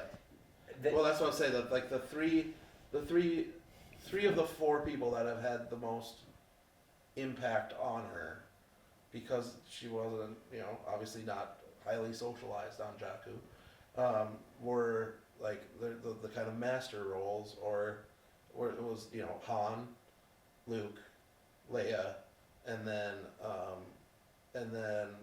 Kylo, because of the dyad thing, and Well, that connection, so- the connection they have of like pulling things through the Force right. and stuff like, let's say at the very beginning, remember the first scene of the first movie where like Kylo stops that laser blast? Yep. Maybe do something with that where like maybe then Rey feels that, Right. cut to her reacting to something bizarre or like losing her concentration. Or what if she saw, like one of her first, just intuitive tapping into the Force, she like just sees the laser blast frozen in midair in the middle of a crowded market, and she's like, "What is this? What is this doing here?" Yeah, she's What's just like going on?" she's seen as like this local crazy person because Yeah. she sees what this crazy guy is doing in other worlds. Like he's murdering people, and she's like, "Stop!" It's just Ray. She sees things all the time. Yeah. Those scenes looked really cool in the movie too when they were like fighting and Yeah. or talking. And The berries fell down, And and Fighting from 2 different going, locations. yeah, That was cool. back and forth. The that whole was cool. dyad, that Yeah. was awesome. it could have been fleshed out way better. Oh yeah. Yeah. And the meaning behind it should have been fleshed out. Like, inevitably, here's what I think should have been more poetic and more space opera-y Yeah. for me, is that either Rey, being her true beautiful self, her most powerful self, gives her life essence to like save Ben at the end. Yeah. Like he turned from Kylo, he's Ben. He's Ben. He's Ben. Ben. And that's his act of redemption. His first name take back album is Back to Ben. Back to Ben. It's just him in like a knit sweater, leaning on the armchair. Like, No, it's you're just seeing you're seeing his back, and he's just going like this, looking over his shoulder, back to Ben. it's Kylo. And on the back is all the song titles. Back to back with Ben in his Jedi robes, and they're just like back to back like fucking Goof Troop. Back to Ben, and he's just like giving it like. Or it's back to Ben, and he's looking in a mirror, and in the mirror is Kylo looking at the camera, and he's just like looking behind his back like this. But here, no, like, so she gives her essence to him to live, and that's the redemption of like her character arc, is basically sacrificing her life Yeah. for the goodness of this person that is in darkness, Yeah. like what Luke was basically doing to his dad. So it's like the reverse of like this evil lineage of the Palpatines Yeah. giving their life to help a Skywalker. Yeah. Would have been more poetic to me. Oh, yeah, or 100%. or But just them Disney both would do dying. that. They can die in each other's arms or something. That would have been a better A Romeo and Juliet ending. exactly. And that would have fit. Disney wouldn't have done it because inevitably they'd get the vocal minority people who would be like, "Oh, so she gives up her power To a man. Yeah, You like killed off that the shit. powerful female character just so she could submit even to a man. though it'd be a cool like thing and And that's my classic perfect world. Like it's a space opera. People don't get mad at those. They don't get mad at normal operas when they're like, "Oh, these two people died in each other's arms." Well, That's What I fine. was thinking. Sorry. No, go ahead. Okay. What I was thinking, one of the things, who was I? Was it you guys or somebody? No, somebody else I was talking to this about. But if one of the things I wish would have happened was Phasma still be alive. Yeah. Sure. Yeah, get on that. Gotten bitched in Last Jedi, and then like maybe have her disappear or whatever after she like falters in battle against Finn, and then having her resurge with Palpatine, like she was in on the Palpatine thing the whole time, right? Mhm. Like, so she was like that, and so she resurges with that, and then that in turn helps make the other AWOL stormtroopers storyline have like more effect, where it's like he sees she's back and he's dealing with that shit, and then he has these like new people that he can relate to because they also abandoned the stormtrooper life. Yeah. And then it culminates with them fighting on that Star Destroyer at the end, when they're all fighting, like running on the Star Destroyer and fighting and shit, and like have her just like fucking rocket down in front of them, and then they have this big final battle to like fully rectify. And her helmet falls off. Yeah, fully rectify that whole thing. I thought would have been cool. There would have been a lot of cool things you could have done. Her being unceremoniously, Punted into fire and Yeah. then gone forever. yeah, because Um, then that would have given more relevance to the AWOL stormtrooper storyline. Yeah.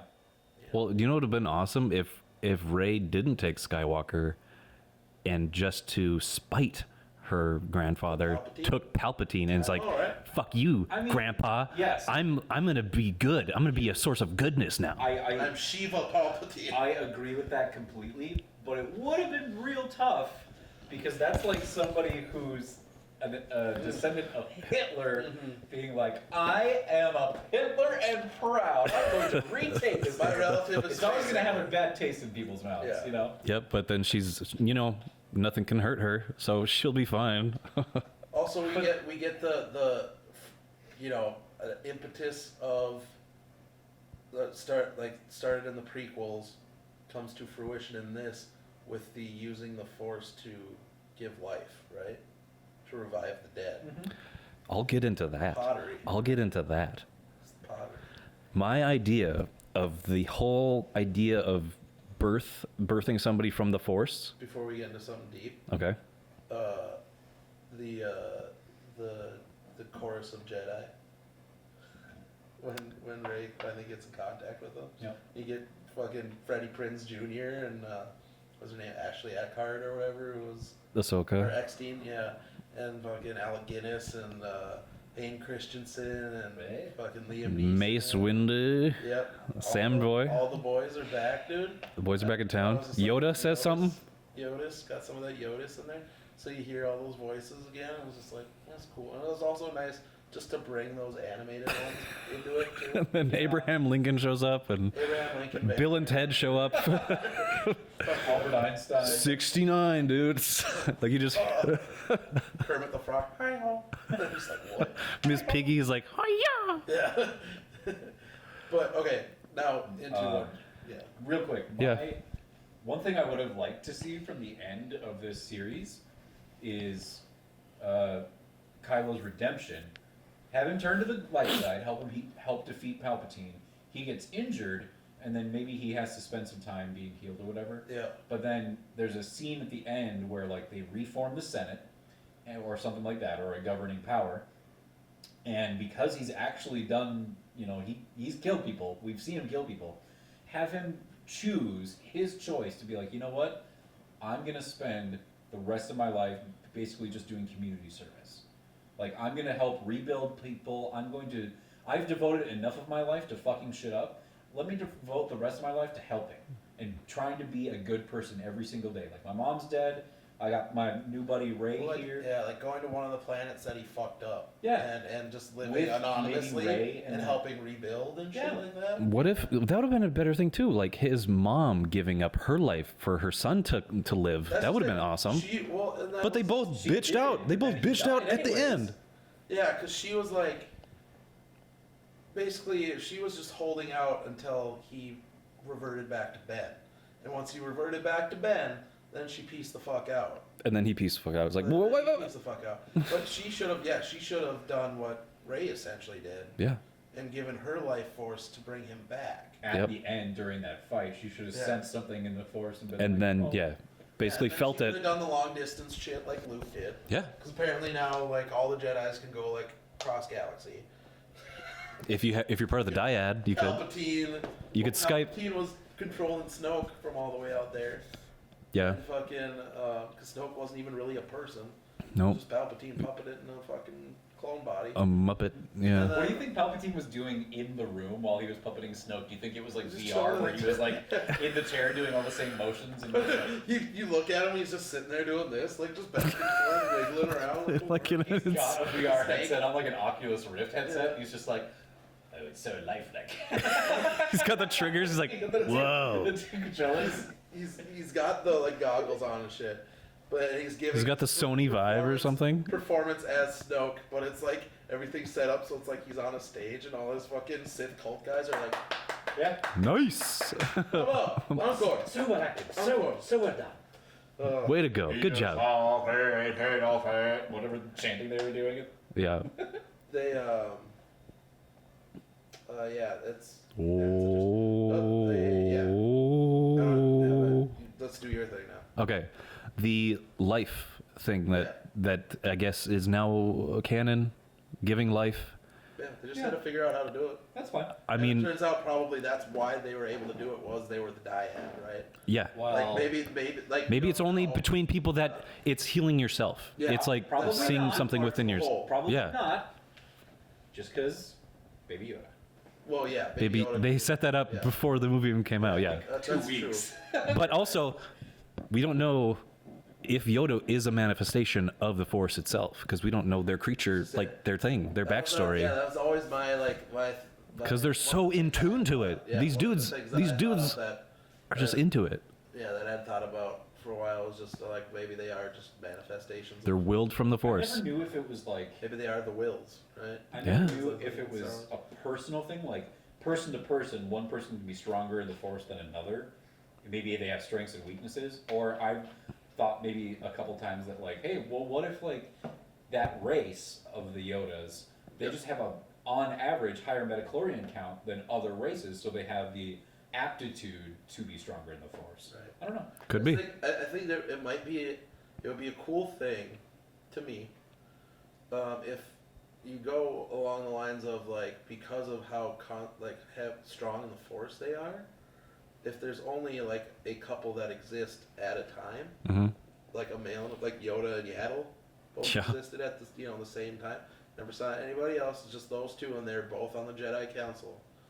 And then now, like, fucking Baby Yoda's the next fucking one, whatever his name will turn out to be. As soon as they say his name, people are gonna be like, "It's still Baby Yoda, motherfuckers." It's What do you think? How about the end of Mando? That was pretty tight. That was fucking. They did the thing that I love action things to do. Yeah. Where what the character actually does isn't like the coolest thing in the world or like such a huge revolutionary kind of action. Yeah. It's a small thing that they do, but it has big consequences. Like the ending of Jaws, maybe. Or I'm trying to think of another really good example. But all thing he did was just put an explosive in a place that disabled the ship and made it crash, allowing them to get away. He didn't like use the jetpack to fly up and like take out like a Gatling gun and like big bombastic. They didn't do the thing where like the Mary Sue tactic of he didn't immediately have control over the jetpack. You know what I mean? Like he just got it, and she even points out like you're gonna need to train on it. Like it's not gonna be easy. And like the big moment wasn't him just being like, oh yeah, I could just fucking use it. Yeah. It was He's just like he's like, oh shit. Let me just go up. Oh fuck. Yeah. Yeah. And he just functional. What am I doing? Got himself there. Yeah. What? Oh, and fucking IG unit when he went out like the Terminator. Yeah. Dude, that was more. Walking into the lava. Manufacturer. That was actually more sad to me than When he said C-3PO. goodbye- Yeah, no, yeah. Me too. Oh, When he said God, goodbye to Baby Yoda and shit. I was Yep. just like, and then you see the switch in Mando, because Mando the whole time has been very. I don't like droids. anti-droid. Yep. And he was just like, you can't do this. don't He's do it. John He Connor needs at it. that moment. Well, yeah, it's part of it is him carrying, I'm sure, but I think the other part of him is like, no, you have to take care of him. Like, I can't do this by Yeah. myself. I'm not a daddy. I'm not a parent. Of that. Now you are, motherfucker. And then,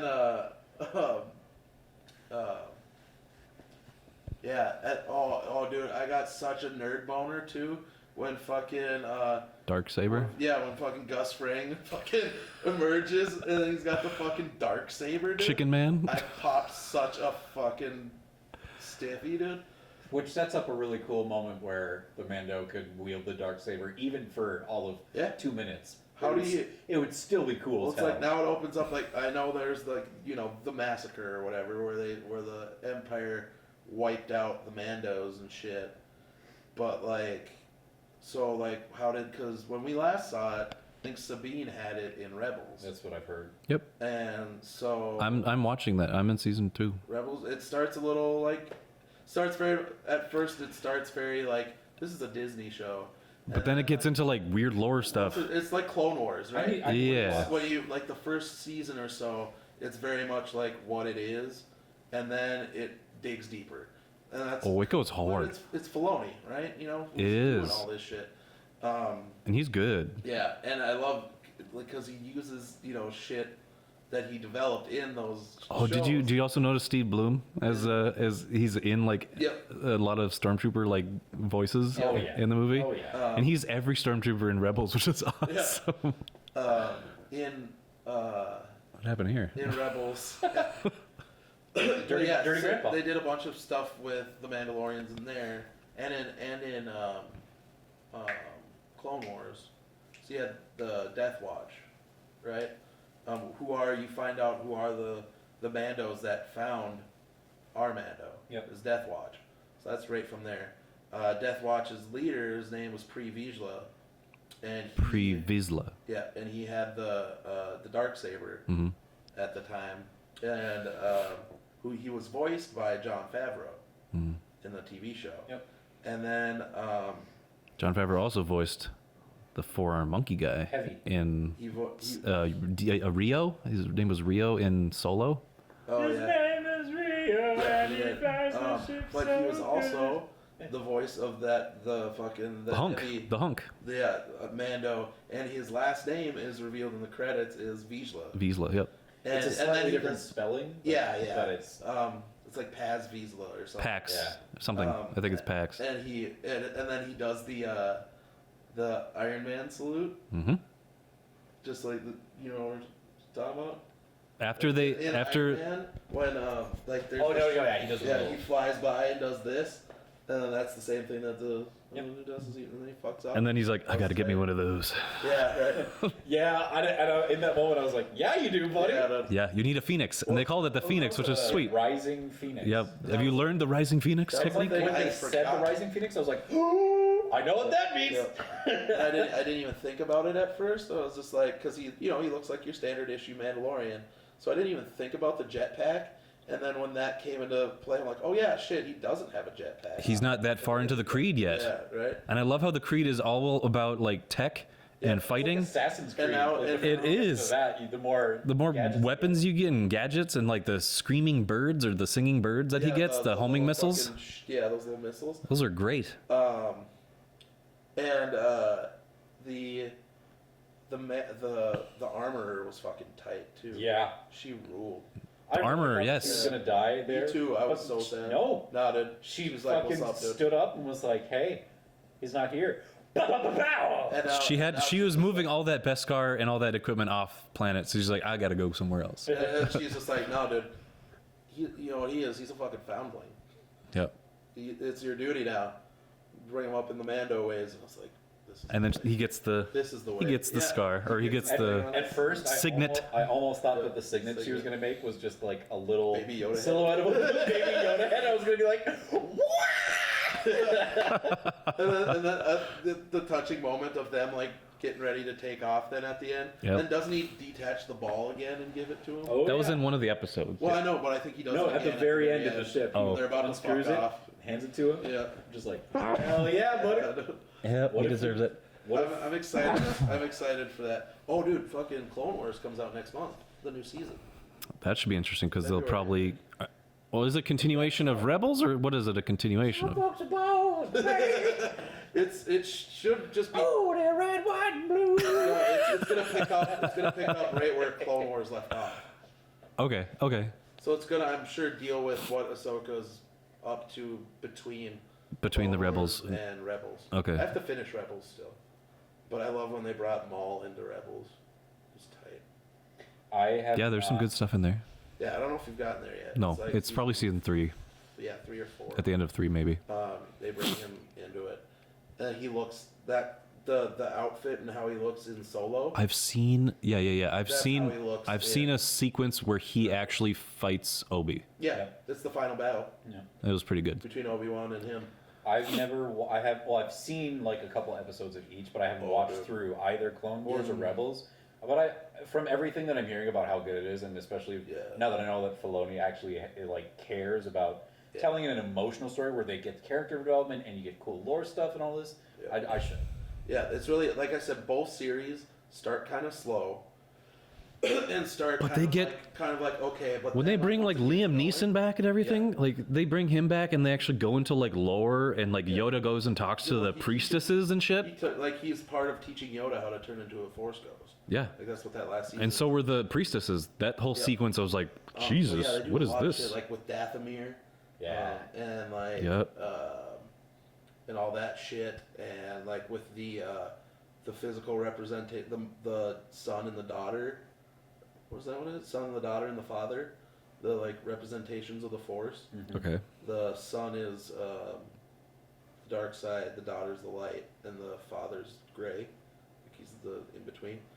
Like that shit's really cool. Oh, Gray? dude. That'd Have be you, a way. have you gotten to the part in Rebels where Ahsoka comes back yet? Yep. Okay. So, She's going under the guise of some other name, and then she's like, "Oh, I'm Ahsoka." okay, so she's still around. Yep. There's an epic ass fight with her and Vader. Yep. She realizes like, well, there was that She fight. knows, yeah. That's what I was. She thinking didn't of. tell anybody though. There's She's a like, moment- I don't know who that is. There's a moment in that fight that I've seen like a tiny little clip of where his helmet Yeah, it breaks gets and you broken. see his face underneath. Yep. It would have been cool if Phasma survived and Finn had another fight with her.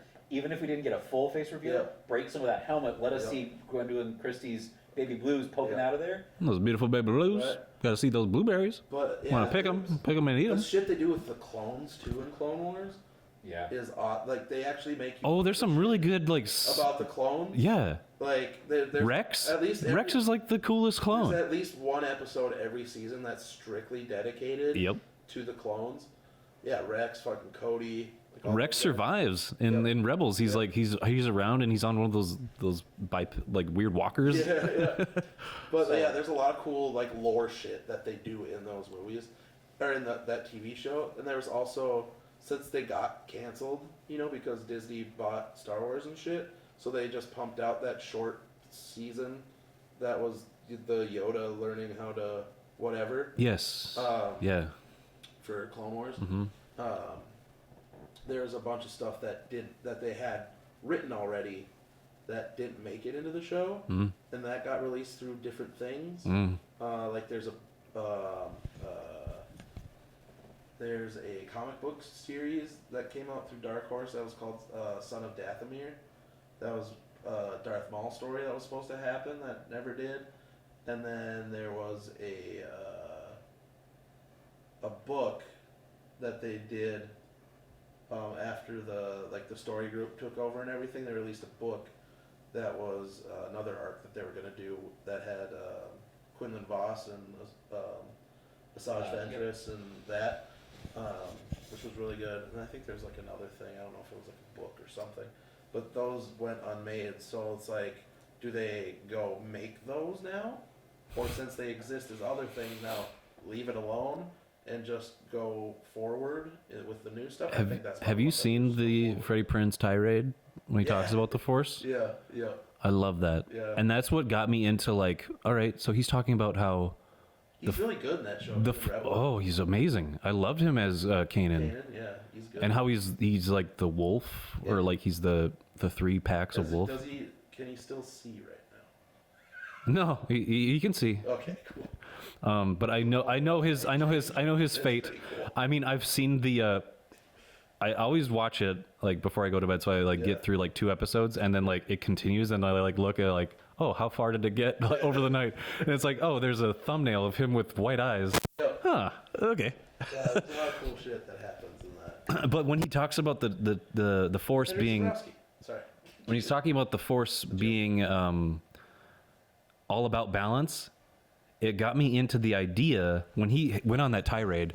I had my own thoughts. Like, that's a cool concept for the Force, having like the strong side be so strong between 2 people to share between them Yeah. that it actually, they are more powerful because it's just shared between the 2 of them, whereas Yeah. the light side is shared between all Jedi who are living. It is a literal I guess symbolic, but like also physical representation of like the light side and the dark side residing in 2 individuals that are connected.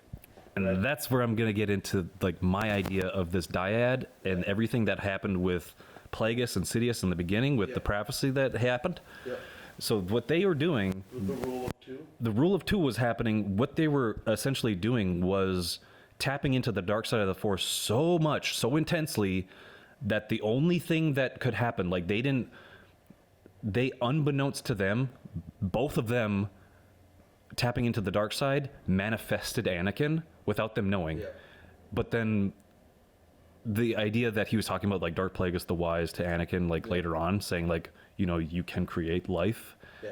basically was a ploy. What was that? To create. It was a ploy, but he knows that he realized at that moment when he saw Anakin, like, oh, you're a manifestation of the Force. Yeah. And that must have been between when Plagueis and I were like we're trying putting that to, out there. they were honing in on something so deep that they actually became way powerful. Yeah. And the only thing for the Force to course correct itself was just make a being Yeah. that powerful. Like, all right, get the balance back in there. And there'd be more train somebody. there'd be more pottery in this Yeah. if we talked about how So there has Maybe- to be that master and apprentice. maybe to this keep the dark side. the whole Sith idea and the whole Jedi idea is what I think the master always siphons off the emotions of their apprentice, Yep. and in their struggle, whoever wins in the end game, like when they fight or when the apprentice strikes down. Inevitably tries to strike down. What I think is what all Sith are trying to do is once they're struck down in anger, their body essence manifests inside the person. Well, yeah, and continues, right? And they're just Sith ghosts are a thing too. well. That's the thing. Like I think all the Jedi live inside me. All the Sith live inside me. That's probably true because up until now, every master has been putting their soul in corrupting their apprentice of some form, or the master has been sucking the apprentice into them. 'Cause Whatever would happen. As they were kind of, the rough idea with the Bane stuff is that, you know, the Force is a finite thing there's only so much you can draw out at a time, right? Yeah. Like, there's only so much you can draw out. So why would we leave that just wide open for a bunch of us when it can all be within me? Mm-hmm. And I can be the one who controls this and the one who is responsible for its continuing. Mm-hmm. And I have all the power at my fingertips instead of spread across where it weakens us. And so he did the whole Valley of the Jedi fucking bomb and killed a bunch of the Jedi and all the Sith and shit. So if that is to be true for the Sith, right, same should be true for the Jedi. So the less Jedi, the less Force is being siphoned out. Mm-hmm. So therefore, Rey is the conduit for the light side.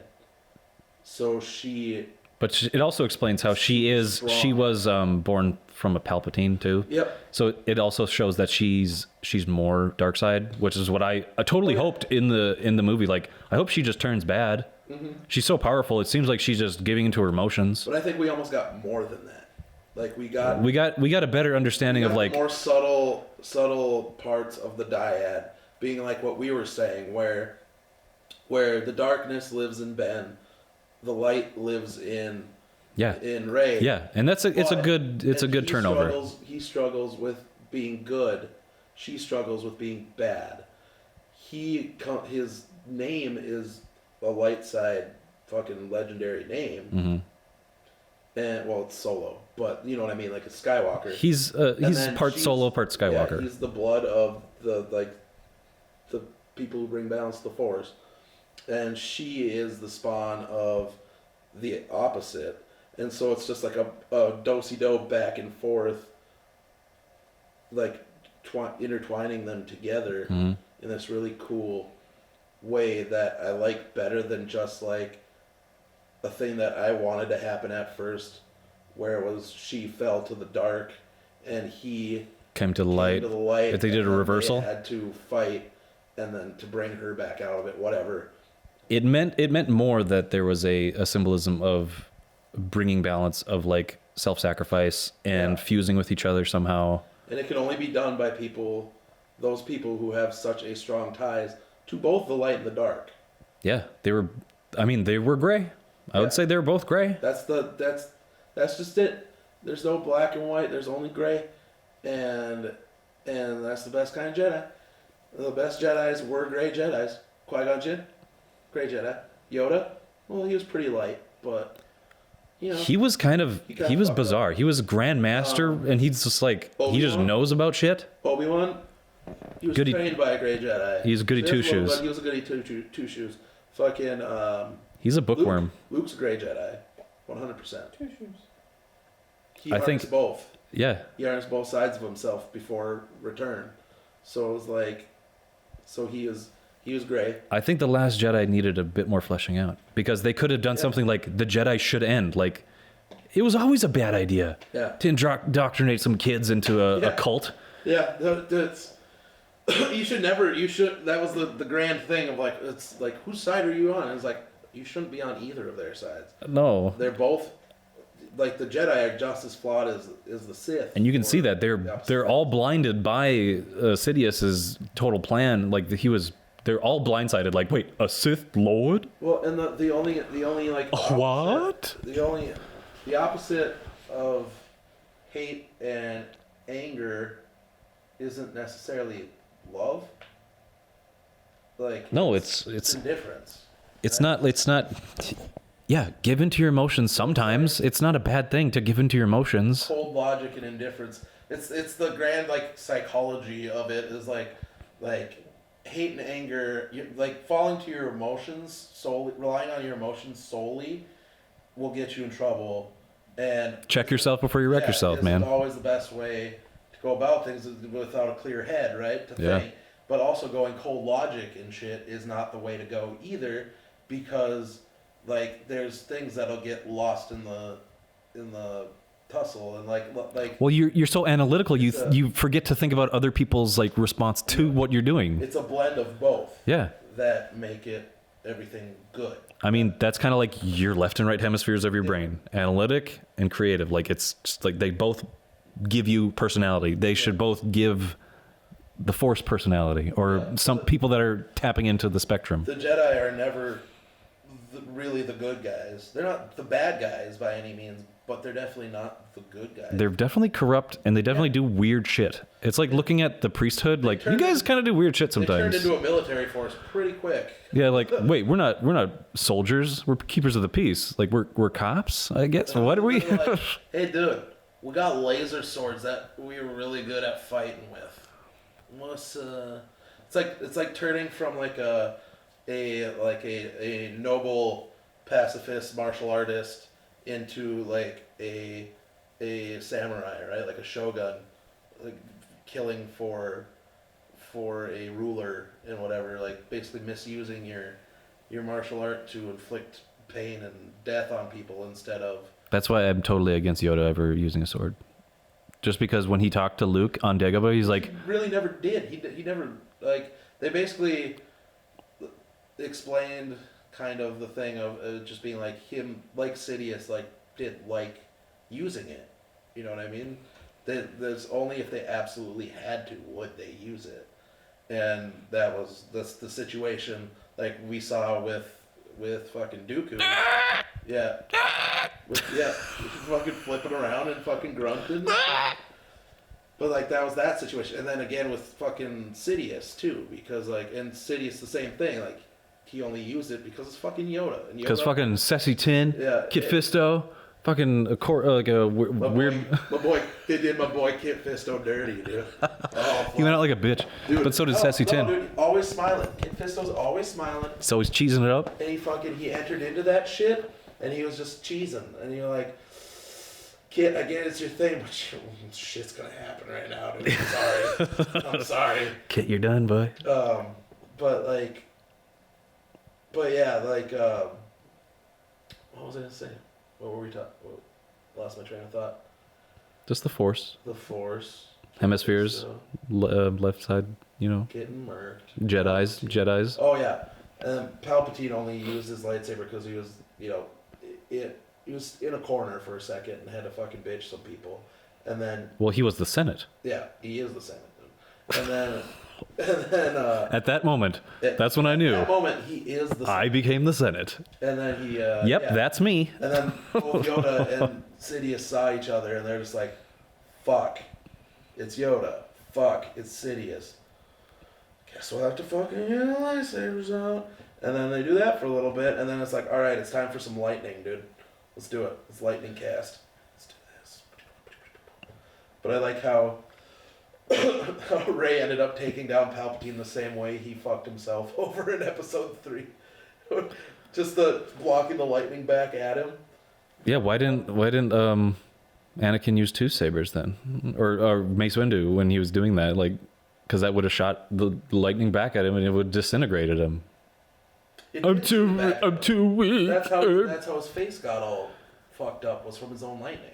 I know, but same at the end of Rise of Skywalker. Yeah. They just used two sabers to block it back, and then that was double the power, and then the double lightning and hitting him back and disintegrating his head. Yeah. Mace Windu that could have happened. He didn't know. He was about 3 seconds from getting tossed out a window. Rey did though. Yeah. Rey was better than Mace Windu. She's his granddaughter. She knows. She's a boy. What else can we say about this movie? I think we should lay it to bed. We said a lot about this movie.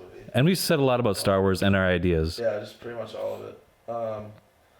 like I said, there's parts of it I enjoy quite a bit. The whole dyad thing is one of them, and that's one of those things that I said, like, parts or moments in this movie I like more than like I there are moments in this movie where I liked it more than like Force Awakens, Okay. and that was one of those. Was just the whole conceit and whatever of the dyad. But wouldn't it like, been that's one of those things that I like better, just because it is a big heady thing and it's got this cool exactly the cool poetry exactly and forth and, no that's all the things that I do. I grab onto the stuff that is like really lore heavy, that I'm like, yeah. what can you do with That's this? what I love, dude. What can you do with The this? Jedi lore shit. I love the Jedi lore. Jedi lore and Mandalorian lore. Love it. Well, It's all great. two most famous Mandalorians. Not even Mandalorian. No, but they're, well, technically they are, because they follow a Technically creed. they are, yes. They follow a creed of the Yes. Mandalorian. That, like they say, I think they say it in the TV show where it's like Mandalorian isn't a race, it's a creed. Or Yep, it's a way. It's like the Jedi. It's like being a Jedi. Yeah, but of the race Mandalorian, they are not. No. Like Pre-Vizsla in Clone Wars, he's a Mandalorian. Mm. They look like him. Yep. Whereas Django is from, was it Concord Dawn? Is that what the name of the moon I'll show is? you my Concord dong. There's like a moon or planet in the Mandalorian system, Yeah.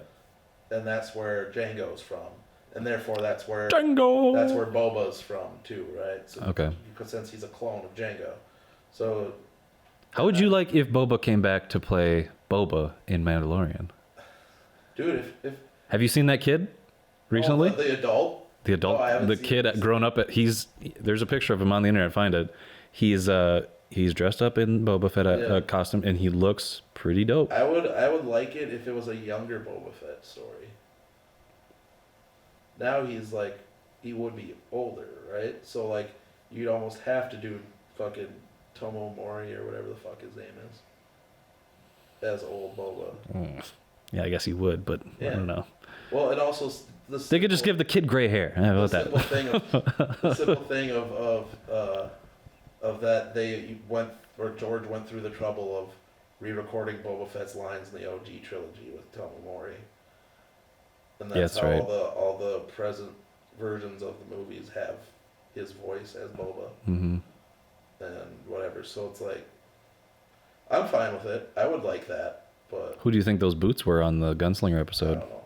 It's either the Somebody from that's Clone the- Wars? Well, that's, dude, it could be because Who was that guy? because- Me and Wilson were trying to figure that guy out. Who was that gunslinger that was in the Clone Wars that had like the really big Cad Bane. Cad Bane? That's who it Yeah. was. Um, What if it's him? Bounty hunter. That would be nuts.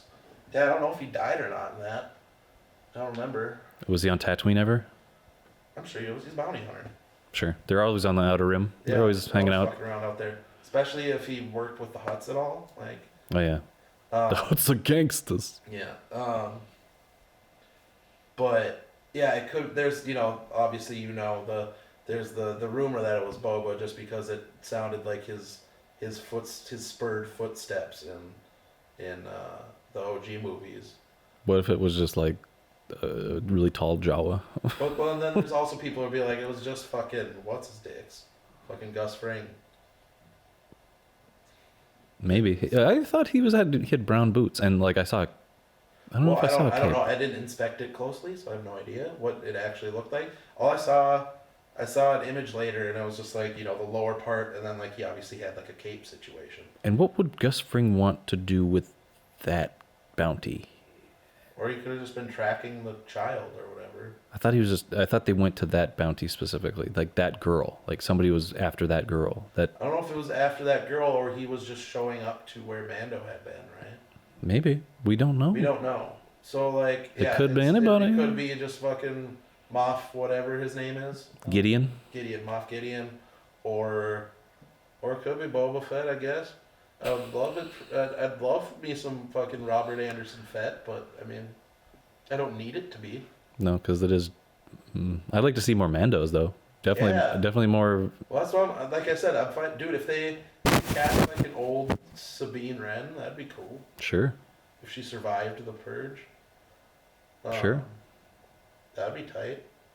If her show up. How old would she be in this? Well, let's see. Rebels takes place After Clone. after. Well, yeah, it's right before. I think it's like 4 years before A New Hope. 5 years, something like that. Yeah, Darth Vader. So it'd be. And Dark she Father's was- still there. Yeah, she was clearly in her, like probably like what 20s. Like human average like human age type thing. Like she appeared In Rebels. Seemed like she was in like her 20s. In Rebels. Yeah. Yeah, but she's Maybe- also maybe late teens, maybe right away, but like by the end of it, like definitely maybe, but definitely like probably in her 20s by the end of it. So she'd be like, and that was, and this takes place 7 years after Jedi. after the fall. Yeah, it's I'd say 5 or 10 years. So like, she'd be in her like 40s, right? Really? Okay, yeah, that makes sense. Roughly? Yeah, okay. Because it was 5 years until A New Hope. I hope they Then A New do. Hope happens, and then there's like what 2 or 3 years I hope they do some kind of, in between. if not the Obi-Wan series, if not the Mando series, one of the live action series that they come out with, I hope they translate something from the animations. Yeah. Well, they already have to a degree with some stuff, like by having Maul appear in Solo, as he appears in Rebels, like in the same costume, and voiced this time by Sam Witwer, who voices him on Rebels and Clone Oh, Wars. not Peter Serafinovich? No.